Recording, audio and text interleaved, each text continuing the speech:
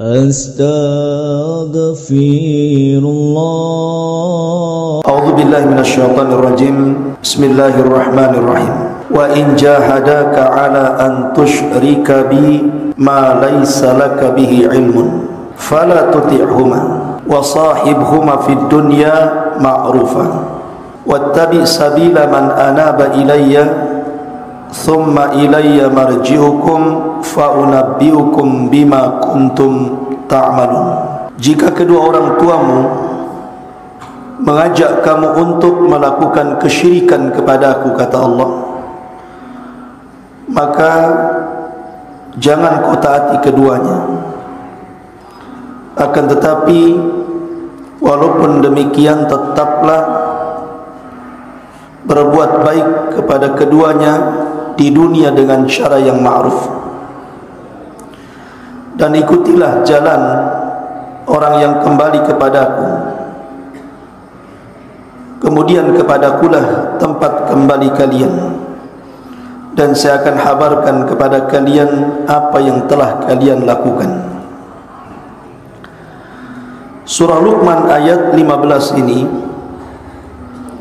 asbab nuzulnya adalah kepada salah seorang, satu di antara al-asyratu al-mubasyirina bil jannah, satu di antara 10 sahabat yang dijanjikan masuk surga. Siapa dia? Sa'ad ibn Abi Waqqas radhiyallahu anhu. Sa'ad bin Abi Waqqas ini masuk Islam sangat mudah sekali. Bahkan dia 4 di antara sahabat atau 3 di antara sahabat yang mula-mula masuk Islam. Ketika dia masuk Islam, dia diuji dengan ibunya. Ibunya tidak terima dengan keislaman Sa'ad bin Abi Waqqas ini, sampai ibunya mengatakan, "Ya Sa'ad, ma hadha ad-dinul ladzi ahdatsta fi?" Wahai Sa'ad, agama apa yang kau bawa ini? Kenapa berbeda dengan agama nenek moyang kita? Maka akhirnya ibunya mengancam Sa'ad, kalau dia tidak kembali kepada agama moyangnya, maka ibunya akan bunuh diri dengan cara tidak makan, tidak minum, kemudian akan berada di tengah-tengah terik matahari sampai meninggal atau saat kembali kepada agama moyangnya. Tapi Sa'ad bin Abi Waqqas ini orang yang sangat teguh dalam memegang agama. Dia mengatakan kepada ibunya, "Wallahi ya ummi, law kanat laki alfu nafsin," dalam riwayat mi'atu nafsin, "thumma kharajti nafsan ma taraktu dini hadha li syai'in abada." Wahai ibuku, demi Allah, kalau seandainya engkau memiliki 1000 nyawa, dalam riwayat 100 nyawa, kau keluarkan satu-satu nyawa itu untuk mengancam diriku agar aku meninggalkan agama Rasul, demi Allah, aku tidak mungkin meninggalkan agama yang mulia ini selamanya.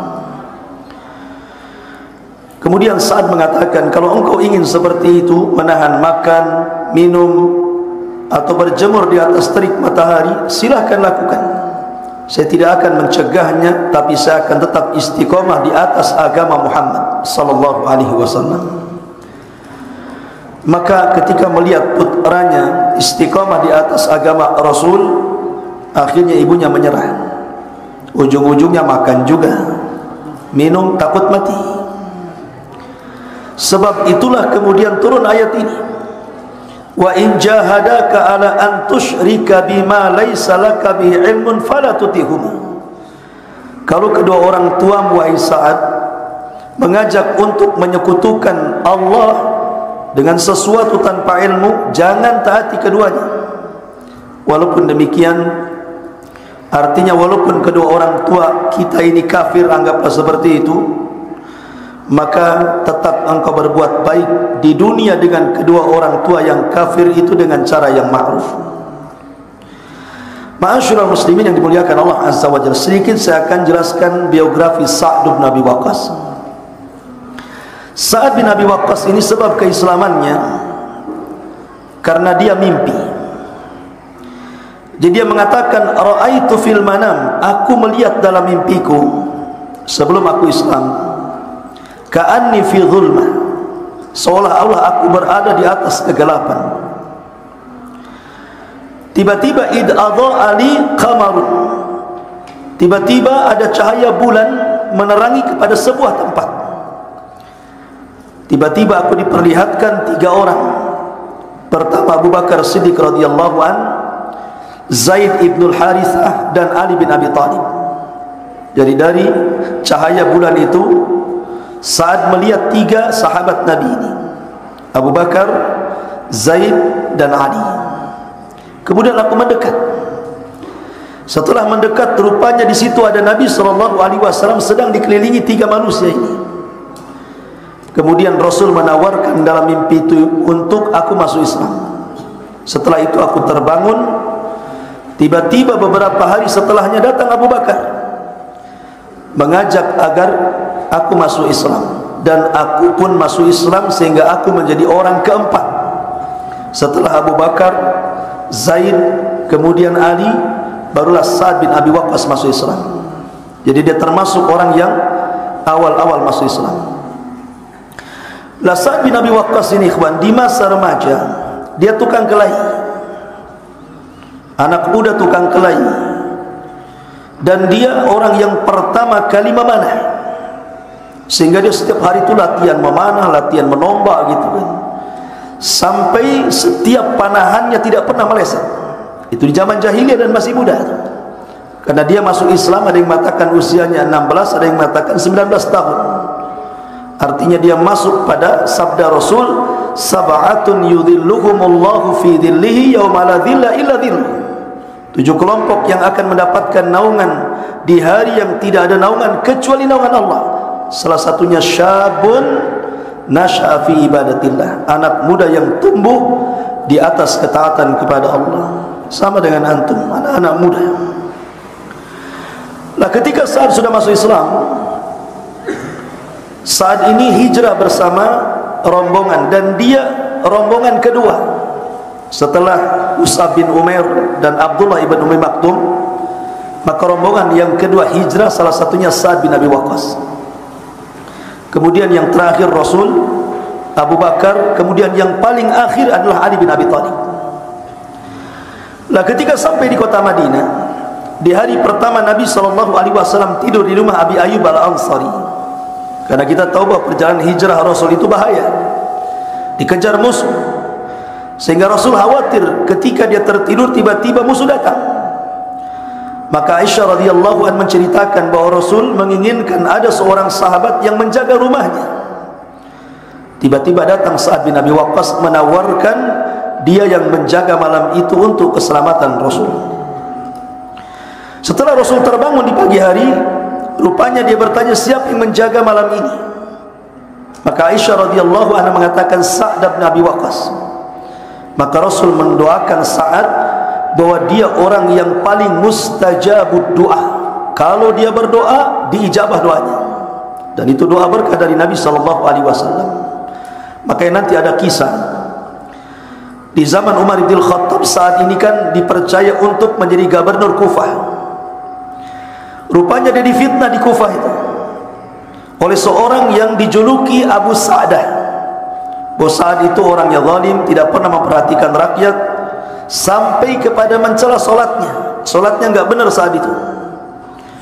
Akhirnya Sa'ad dipanggil Umar, dan dia mengatakan, ya Amirul Mukminin, aku orang yang hidup bersama Rasul, dan aku paling paham solatnya Rasul. Bagaimana mungkin orang-orang mengatakan bahwa solatku jelek? Akhirnya yang memfitnah itu dipanggil oleh Umar, namanya Abu Sa'dah ini. Kemudian dia bersumpah, Sa'ad ini begini. Akhirnya Sa'ad ini mustajab doa, ikhwan. Sa'ad ini kalau berdoa pasti dijabah. Kata Sa'ad kepada Abu Sa'dah, ya Abu Sa'dah, kalau ucapanmu itu benar tentang diriku, mungkin engkau tidak ada masalah. Tapi kalau kau dusta dengan ucapanmu tentang diriku, aku doakan semoga Allah panjangkan umurmu. Semoga Allah butakan nanti di akhir hayatmu. Semoga Allah menjadi orang fakir sehingga orang yang meminta-minta di hadapan manusia. Subhanallah, doanya Sa'ad bin Abi Waqqas menjadi sebuah kenyataan. Abu Sa'dah ini diberikan usia panjang sekali, hidupnya fakir, buta, kesana kemari meminta-minta. Artinya ucapan Sa'dah itu hanya fitnah kepada Sa'ad bin Abi Waqqas. Nah, ketika Nabi SAW pertama kali hijrah, kemudian di tahun kedua, tepat di bulan Ramadan seperti sekarang, tanggal 17 Ramadan, terjadi perang besar. Perang yang dicatat perang terbesar dalam Islam, walaupun jumlahnya tidak banyak, tapi ini perang paling besar dalam Islam, perang Badar. Sehingga Allah abadikan, idza jaa nasrullahi wal fath, apabila datang pertolongan Allah, maksudnya di Badar dan Fathu Mekah. Sa'ad bin Abi Waqqas ini punya adik namanya Umair ibn Sa'ad. Umair ini baru usianya 15 tahun. Dia ingin ikut jihad, sehingga dia bersembunyi di antara barisan perang itu supaya tidak ketahuan Rasul, karena Rasul itu tidak mau melibatkan anak kecil, apalagi masih 15 tahun. Rupanya Rasul mengetahui ada Umair di balik barisan itu, dipanggil sama Rasul, kemudian ditolak, kamu jangan ikut perang. Tapi Umair menangis sampai datang Sa'ad. Kemudian Umair mengemis kepada Sa'ad agar diizinkan Rasul dan agar berperang seperti kakaknya Sa'ad bin Abi Waqqas. Maka Sa'ad pun meminta kepada Rasul untuk diizinkan. Akhirnya Sa'ad pun berangkat bersama adiknya di Badar. Subhanallah, Sa'ad luar biasa dalam perang di perang Badar itu. Tapi Allah takdirkan Sa'ad pulang dengan selamat, tapi Umair meninggal mati syahid di antara syuhada Badar. Ketika perang Uhud juga, ketika Nabi SAW ketika itu terkepung masuk pada perangkap orang-orang musyrik, tidak ada yang melindungi Rasul kecuali 10 orang. 10 orang yang melindungi Nabi SAW. Salah satunya adalah Sa'ad bin Abi Waqqas dan Talha. Lah, yang 8 orang ini mati semua, mati syahid. Sehingga orang-orang musyrik ini mudah untuk mengincar Rasul. Tapi Sa'ad berusaha untuk mencegah mereka dengan panahan-panahannya. Tidak ada satupun meleset, setiap memanah terkena kepada badan-badan orang-orang musyrik, sehingga Rasul bisa diselamatkan. Sampai Nabi SAW mengatakan kepada Sa'ad, lemparlah panahmu, lemparlah panahmu. Sa'ad dan terus melempar panah sampai habis, dan tidak ada satu anak panah kecuali mengenai orang-orang musyrik, sehingga Rasul bisa selamat dinaikkan ke atas bukit Uhud. Dan yang lebih hebat lagi, ketika Nabi SAW meninggal dunia di zaman Umar bin Khattab, pertama kali Umar itu membuka Persia, Syam, itu memerangi Madain. Sementara Madain ini terbentang lautan, ya, terbentang selat bahasa kitanya, ya. Sehingga pasukan kaum muslimin tidak bisa kecuali menyeberangi. Maka Nabi SAW, Umar pun mengumpulkan pasukan yang banyak dan memerintahkan Sa'ad untuk memimpin perang, membebaskan kota Madain ini. Ketika sampai di ujung selat itu, kan harus nyeberang tuh.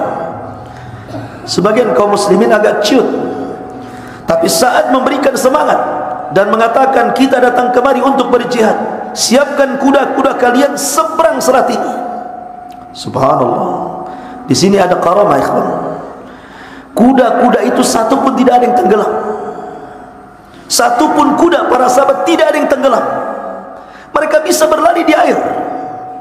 Sampai-sampai orang Madain bingung, kenapa tidak ada satupun kuda yang tenggelam, tidak ada pasukan yang basah, mereka bisa menyeberangi itu.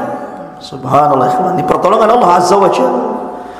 Ketika kemudian pasukan bisa menyeberangi selat itu, maka mereka bisa membuka benteng Madain. Dengan sebentar saja Sa'ad bin Abi Waqqas bisa memenangkan dan menguasai Madain. Tetapi dalam perang Qadisiyah, ketika Umar memerintahkan untuk merebut Baitul Maqdis, di hari ketiga peperangan Sa'ad ini banyak luka sehingga tidak bisa berdiri. Lukanya terlalu banyak. Karena di hari pertama kaum muslimin itu disibukkan berperang melawan gajah masalahnya. Lah tentara Qadisiyah ini, orang-orang salib ini, mereka menggunakan gajah, sehingga untuk menumpas mereka itu harus membunuh gajah-gajah dulu, dan mereka kesulitan karena tidak pernah melawan pasukan gajah masalahnya. Di hari kedua pasukan semakin luar biasa, banyak yang meninggal, ribuan yang meninggal, baik dari pihak musuh ataupun dari pihak tentara Umar bin Khattab. Saat di hari ketiga tidak sanggup bangun, nah, lukanya terlalu banyak, dan di hari ketiga disebut Yaumul Harir, karena dalam perang itu sudah tidak ada lagi yang berteriak suara-suara kecuali yang berteriak saja. Jadi memang perang luar biasa. Leher bergelimpangan di mana-mana, gajah mati bergelimpangan di mana-mana, kuda, unta, macam-macam. Itu perang luar biasa dalam perang Qadisiyah itu. Sa'ad hanya bisa melihat dari kejauhan dan menangis karena dia tidak terlibat dalam hari ketiga, ya, karena luka-luka gitu ya. Berdiri pun tidak bisa, dia hanya bisa berdoa kemenangan saja. Dan Allah Subhanahu wa ta'ala takdirkan Allah menangkan dalam perang Qadisiyah ini. Ma'asyiral muslimin yang dimuliakan Allah Azza wa Jalla, ketika Nabi kembali kepada zaman Nabi SAW, ketika pulangnya Rasul dari Hajjatul Wada, Haji Wada, saat ini sempat sakit parah dan disangkanya dia akan mati. Maka Rasul pun berziarah ke rumah Sa'ad bin Abi Waqqas, dan Sa'ad pun mengatakan, ya Rasul, jangan-jangan usiaku sampai di sini saja. Saya cuma punya anak satu, perempuan, sementara hartaku banyak. Bagaimana kalau seandainya kuwasiatkan sepeninggalku seluruh hartaku kuinfakkan di jalan Allah? Kata Rasul, jangan. Bagaimana kalau separuh? Rasul, jangan. Bagaimana kalau sepertiga? Rasul, kata Rasul, ats-tsuluts katsir, sepertiga sudah banyak. Maka dari sini ada sebuah hukum dalam fikih, berwasiat itu boleh, tetapi tidak boleh mengeluarkan seluruh harta, paling banyak sepertiganya saja. Tapi Allah takdirkan tidak, karena Rasul bersabda, engkau tidak akan mati di sini, engkau akan mati di Mekah. Maka saat tidak jadi mati itu, padahal sudah berwasiat akan mati itu. Justru setelah kemudian dia sembuh, dia pun diberikan keturunan banyak, bukan satu putri saja, sampai 18, ada yang mengatakan 16 anak-anak lahir dari keturunan Sa'ad bin Abi Waqqas ini.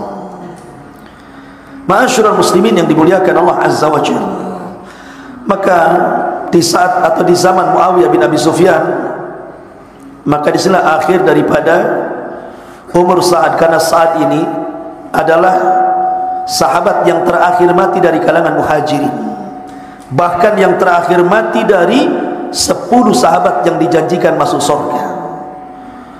Dia pun meninggal di khilafah Muawiyah bin Abi Sufyan. Ada yang mengatakan dia dikubur di Atiq, ada yang mengatakan di Mekah. Itulah biografi Sa'd bin Abi Waqqas radhiyallahu an. Subhanaka wa bihamdika asyhadu an la ilaha illa anta astaghfiruka wa atubu ilaik. Allahu ta'ala alam. Assalamualaikum warahmatullahi wabarakatuh.